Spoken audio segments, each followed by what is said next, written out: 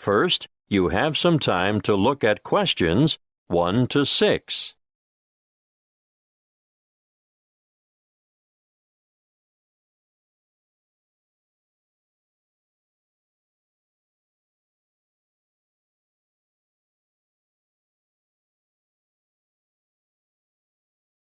Now we shall begin.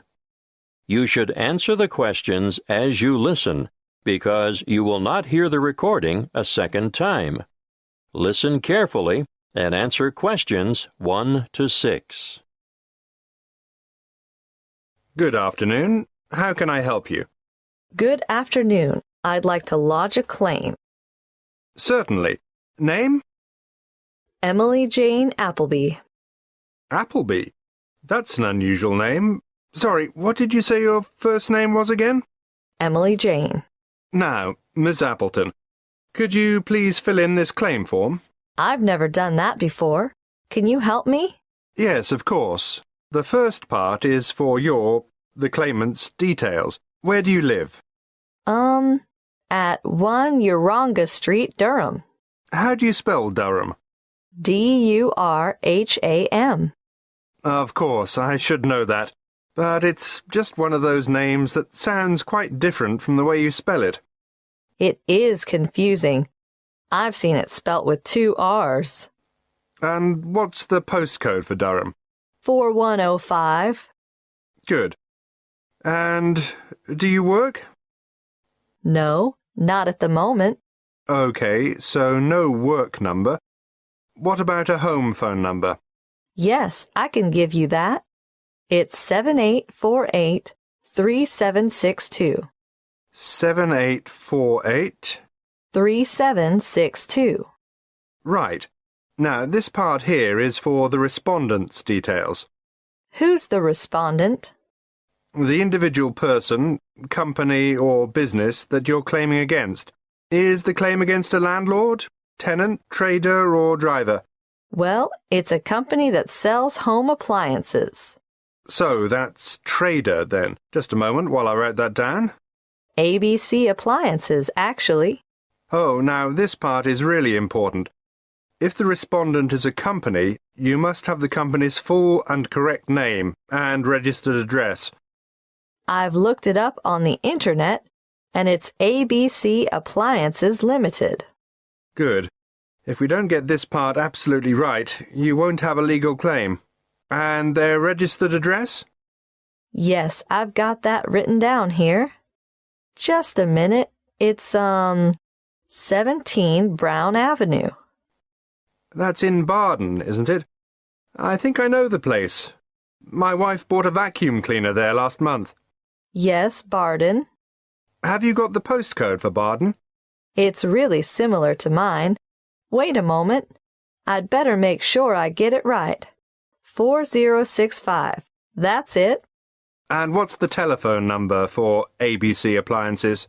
Oh, 7232-4681. Good. Got that.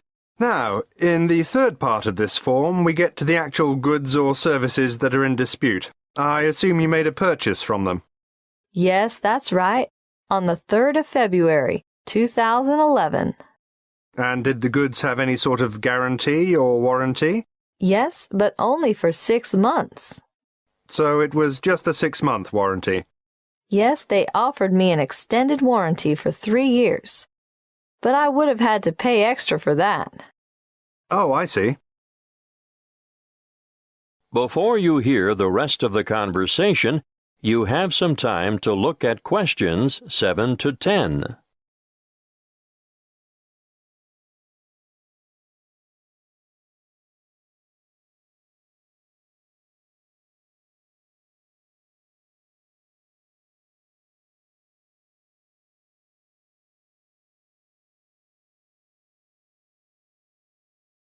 Now listen and answer questions 7 to 10.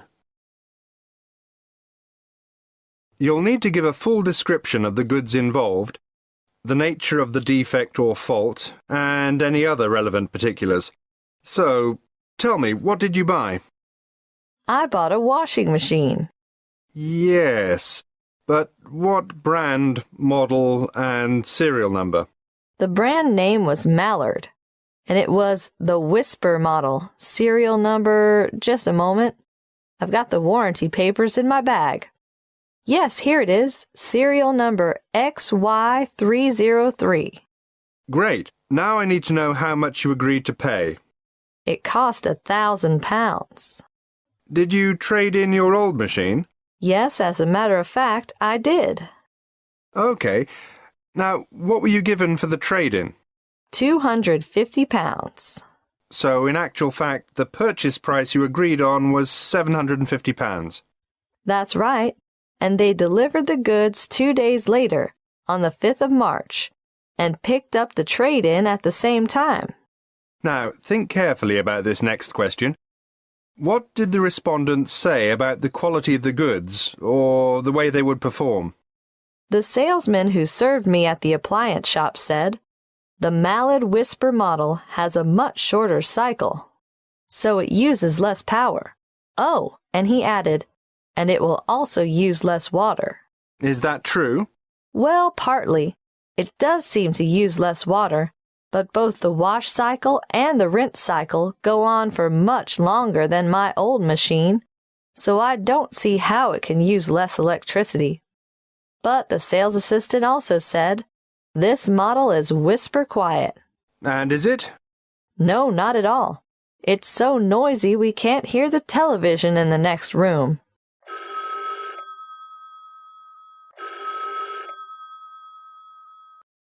Excuse me, I have to answer that. Would you mind waiting? I'll get back to you in a minute. That is the end of Section 1. You now have half a minute to check your answers.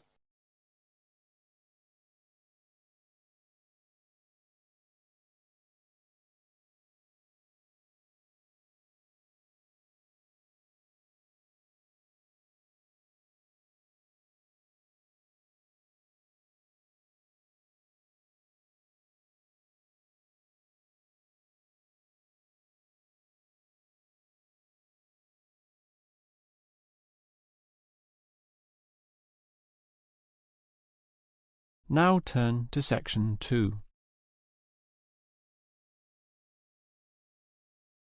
Section 2. You will hear a representative from Easy Travel Travel Agency telling some customers the details of a planned trip to Arthur Island. First, you have some time to look at questions 11 to 15.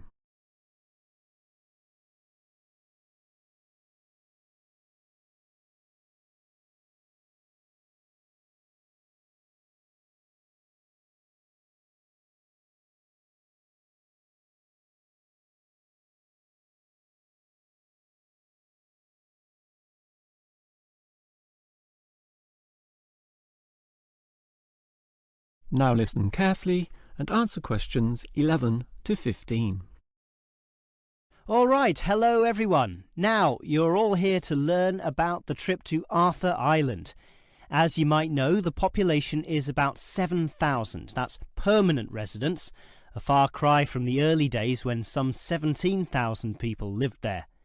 But the advantage of a declining population is that the island has maintained its natural attractions. So now, in the summer, the population swells to 22,000 as tourists flock to this lovely little place to enjoy all it has to offer.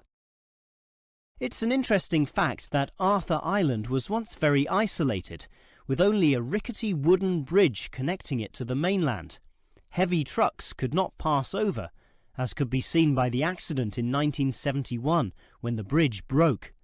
This resulted in the new bridge being built, construction starting in 1972, finishing 2 years later.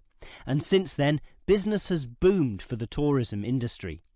This was helped by the motor racing circuit built there in the 1980s and the reputation for fresh seafood, caught directly from the island's waters, and the famous native wildlife, such as koalas and emus, although I would say, people being ruled by their stomachs, it is the food which really brings them in. Now, the tour bus leaves quite early, 6 in the morning, and it's a long trip, but you'll really enjoy just looking at the beautiful scenery from the window. Still, we understand that you'll need to stretch your legs at some point.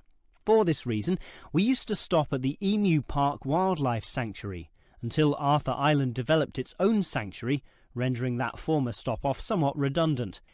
Now we stop at the Bass Guest House next to the very interesting worm farm, which you're invited to visit, thus learning all about those humble little creatures. And if you're interested in bigger wildlife, please remember that you'll need to pay the wildlife park entrance fee on the island, so budget for that. Another important point is not to eat too many of the complimentary biscuits with your free tea on the bus, since you should keep your appetite intact so that you can indulge in some of the great eateries on the island, for example, at the famous Reggie's restaurant. Before you hear the rest of the talk, you have some time to look at questions 16 to 20.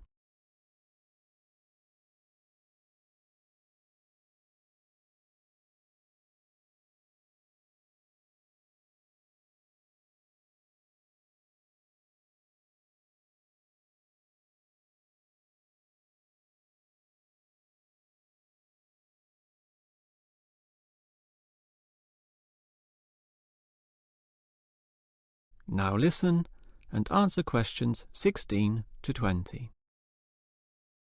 All right, you know about the history of Arthur Island and the details of our tour there, so let me now tell you a bit about the specific sites and attractions on the island itself. It's a small place, but there's a lot packed in there. If you want to cuddle a koala, the wildlife park is the first place to go. That's on the most easterly point, a small promontory sticking out into Bass Strait. But be careful, the wind can be very strong. Hold on to your hats, literally. By that time, you'll probably be ready to eat, and you could choose between Reggie's restaurant or eating at the nature reserve, or at some of the restaurants right in the middle of the island. If it's Reggie's you want, take the complimentary bus down to the southern tip. Reggie's is right on the port, taking its famous seafood directly from the boats. How fresh is that? But to save time, you could go northwards to the very opposite point of the island and eat at the restaurant in the nature reserve, then go and see the beautiful coastal scenery there. And what better way to do this than cycling? There are many trails, and Anderson's Beach also offers some beautiful opportunities for cyclists, as well as for swimming and surfing, of course. Get the bicycles, however, on the opposite side of the island, in the main township. Finally, you might want a reminder or souvenir of your trip. Obviously, there are souvenir shops all over the island, with many at Anderson's Beach. But the main spread of tourist shops is centrally located and right on the main road so that they are accessible to everyone, no matter where you are. Yes, at Arthur Island, you'll find everything you want to do and more. Now, do you have any questions? That is the end of section 2. You now have half a minute to check your answers.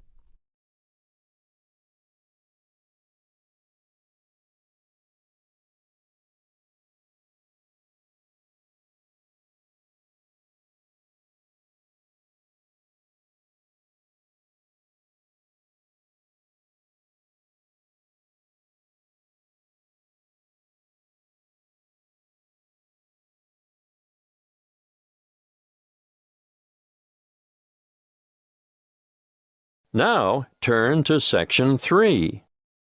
Section 3. You will hear a conversation between two training college students and their liaison officer who is enrolling them in a volunteer program which provides English language support in a local secondary school. First, you have some time to look at questions 21 to 25.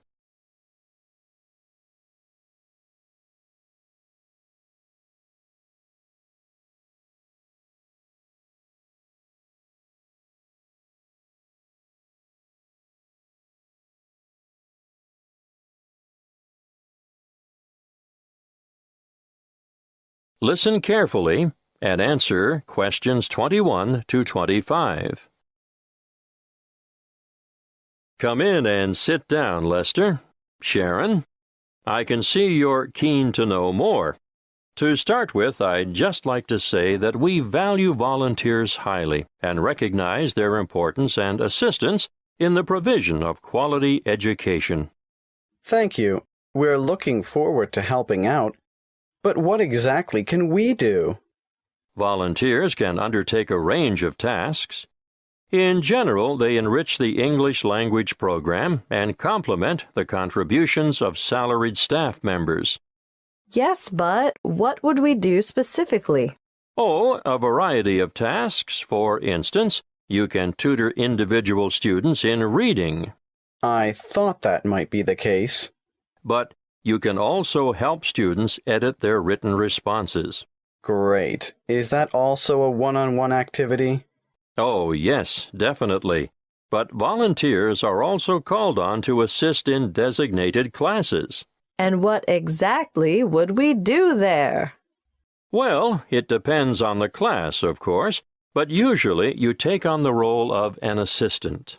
A teacher's assistant. Yes, that's it. Sounds like fun and good preparation for our own careers. Then, an enormous area of assistance is developing students' organizational skills. Yes, I can imagine that's why some of them are struggling in the first place. There's also the special needs unit. They always need volunteers there. But we have no training in special needs. That's not necessary. These students just really appreciate having any extra attention. Sometimes help with the simplest things, like holding a pen correctly. Well, that's something all able-bodied students should learn. I've noticed some of the strangest pen grips amongst my peers, and I'm sure they must end up with sore hand or shoulder muscles at the end of the day. Yes, I'm sure you're right. The other task I'd like you two to help out with is encouraging and improving the students' work ethic. Oh, I can't imagine that'll be easy. No, but it is important, and I can give you some training in that field. That'll be good. I should also point out that you'll be working alongside quality teachers at times who are not only caring role models, but excellent motivators. Well, we should learn a lot from them. Yes, the teachers you'll be assigned to are innovative and very responsive to the different needs of individual students. If that's true, they must be adept at a variety of teaching styles. Quite right.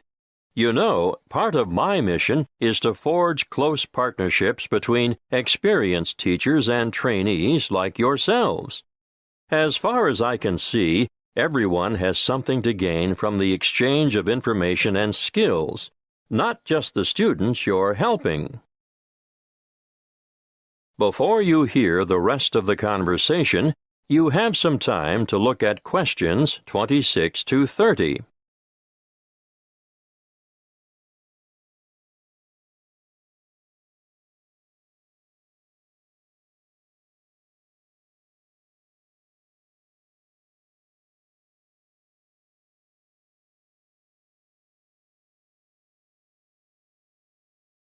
Now listen and answer questions 26 to 30.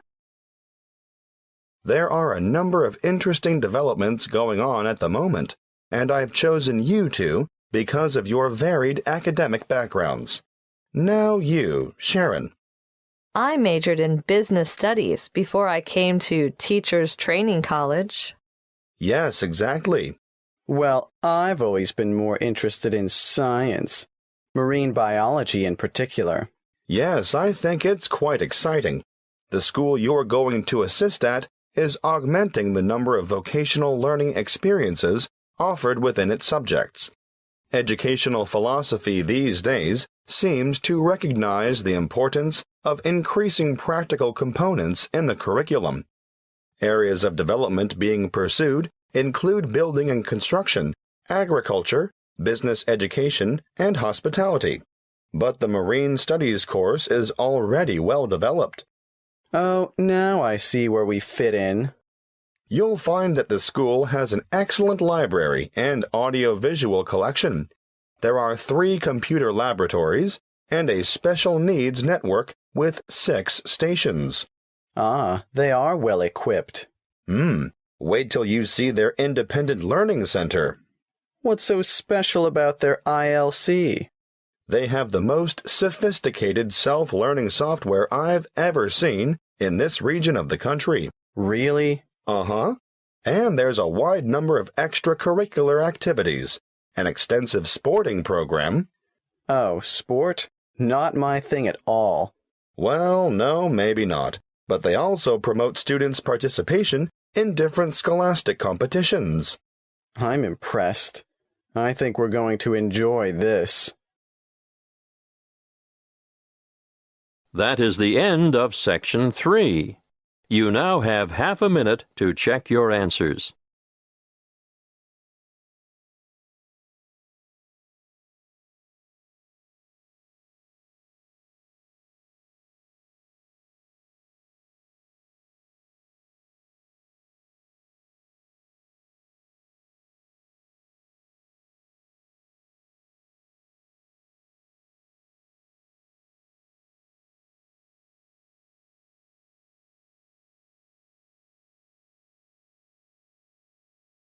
Now turn to Section 4. Section 4. You will hear a lecturer discussing movie ratings. First, you have some time to look at questions 31 to 34.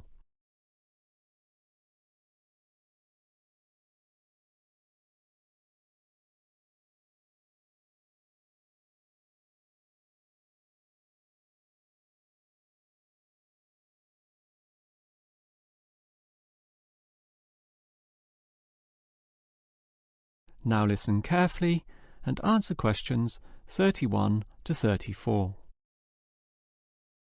One of the most popular pastimes all over the world is watching movies, whether that be at cinemas, at homes on the TV through commercial channels, or DVDs, or internet downloads. Given this popularity, it is clear that movies can influence the way people think and act, which is why there must necessarily be a motion picture rating system, so that people are made aware in advance of the movie's content. The factors involved are bad language and the cinematic portrayal of sex, violence, drug use, and antisocial or criminal behaviour. For example, virtually all countries will ban movies outright if the scenes involved glorify crime or show criminals getting away with their goods. Imagine, for example, a bank robbery film where the criminals end up retired in Brazil, living lives of luxury with their ill-gotten gains. Such a message may encourage impressionable young men to go and rob banks themselves, since it seems so easy. Thus, in all movies, crime inevitably leads to bad outcomes, in one way or another, be that prison, unhappiness, or death. Yet there are still variations among countries. In Australia, for instance, it is the government which decides on the rating through a special review board, whereas in America, it is the movie industry itself which decides this through a trade association representing the major studios. Furthermore, different cultures may view movies in different ways. Sexual content is viewed more leniently in Europe, but frowned upon in the West. Yet Western cinema often permits levels of violence which European cinema would never allow.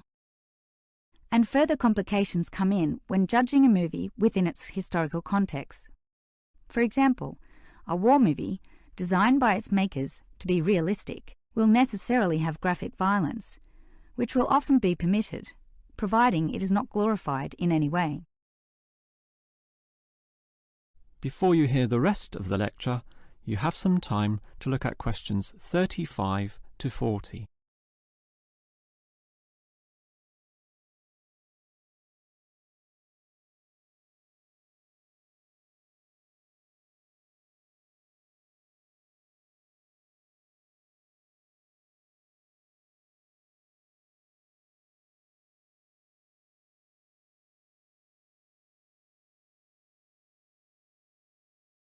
Now listen and answer questions 35 to 40. Since America produces the bulk of the world's most watched movies, why don't we look in detail at their movie rating system? It begins with the innocent G rating, standing for General Audience, allowing all ages, even very young children, into the cinema. The films are fun and community-oriented, with nothing which would be objectionable. They are often released for the summer holidays, when children are free from school. But if these movies have a mild element of violence or inappropriate and lewd humour, or some scary scenes, then it would be a PG movie, standing for Parental Guidance Needed. This PG rating comes in two forms though: the weak version, a simple PG, or the strong version, PG-13. Most American movies are issued with this latter rating, since it allows the greatest proportion of the population to watch the movie, by which I mean children alongside their parents, while still allowing the movie itself to show society as it really is. Any rating higher than this will restrict children and limit viewership. In fact, if a movie, when shown to the trade association, fails to be issued with the PG-13, the offending scenes are often removed by the movie makers in order to secure this lower rating and ensure the greatest viewership. What all movie studios want to avoid is the R, or restricted rating. This means that younger children can only watch the film if accompanied by their parents, and many young teenagers simply don't want to do this. These films might have swearing, drug use, or horror scenes with blood and gore. And if these images are particularly graphic, the rating is lifted to NC-17. NC means no children. In other words, the movie is for adults only. Since it is the younger market who are particularly intent on paying to see movies, many big cinemas simply don't bother showing NC films. There is simply little to no profit involved, meaning that such films, often made by smaller independent film companies, are similarly released by independent theatres. Even then, these films only have what is known in the business as a limited theatrical release. That is the end of section 4. You now have half a minute to check